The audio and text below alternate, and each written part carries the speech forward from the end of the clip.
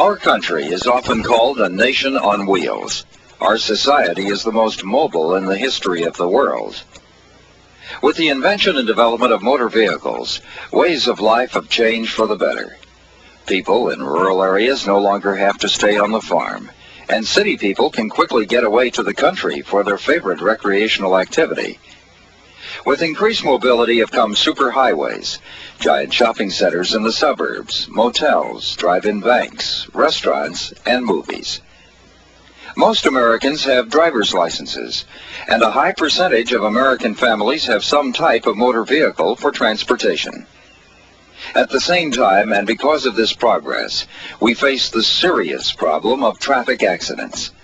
Since the first motor vehicle death in the United States in New York City in 1899, approximately 2.25 million people have died as a result of motor vehicle crashes, almost 50,000 deaths each year.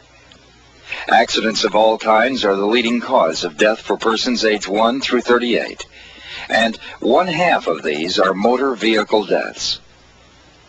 In the future, we must continue our efforts to prevent accidents through improved education, enforcement, engineering, licensing procedures, vehicles, and drivers.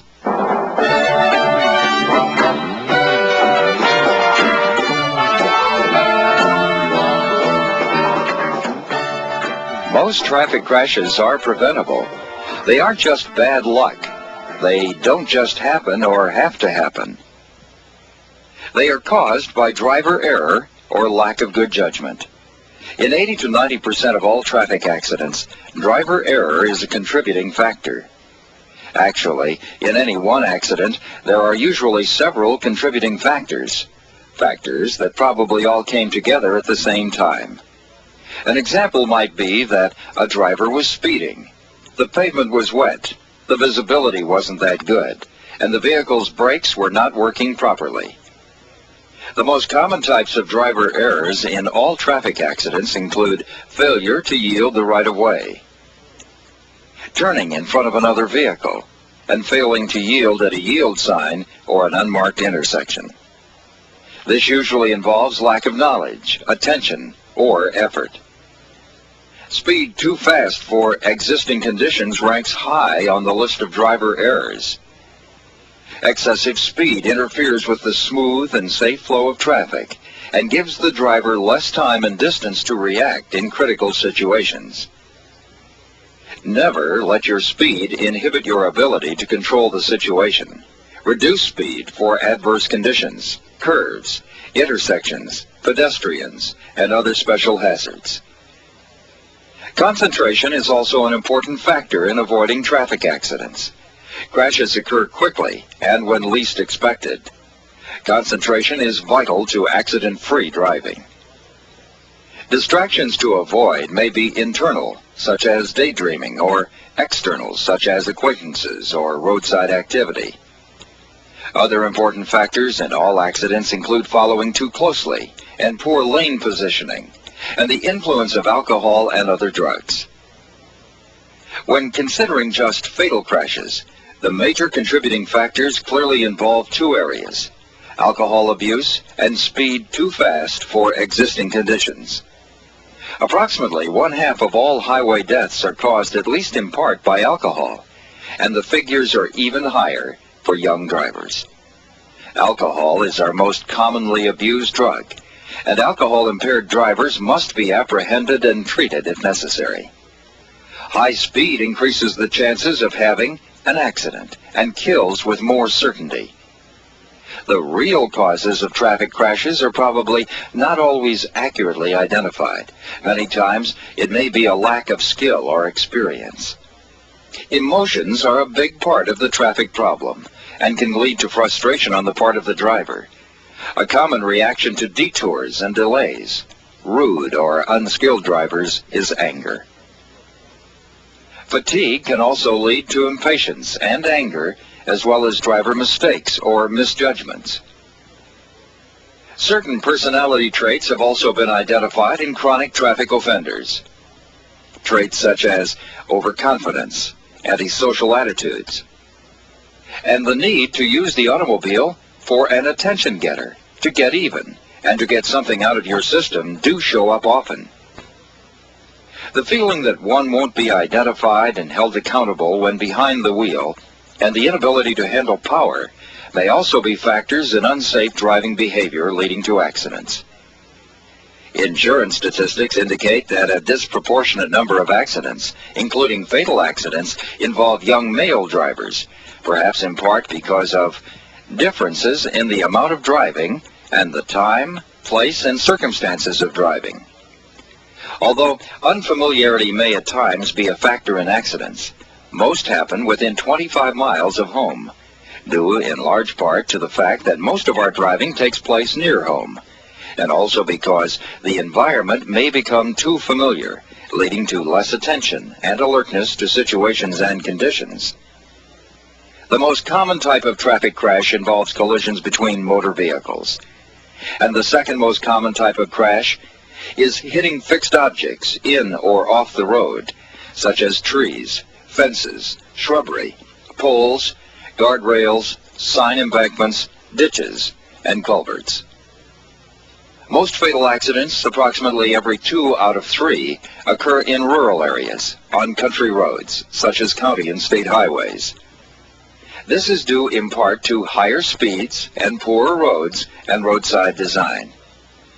More cars, however, mean more accidents. Therefore, urban areas, cities and towns, produce the greatest number of accidents and injuries.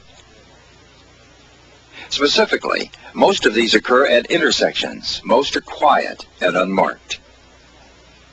Rush hours, especially in the afternoon, have the highest totals of all accidents, while death rates are highest in late evenings and early morning hours on weekends. Here again, speed too fast and alcohol abuse are leading factors. The death rate, that is the number of people killed per 100 million miles traveled, is 2.5 to 3 times higher at night than during daylight hours. Check the latest statistics and compare your state's death rate with other states and the national average.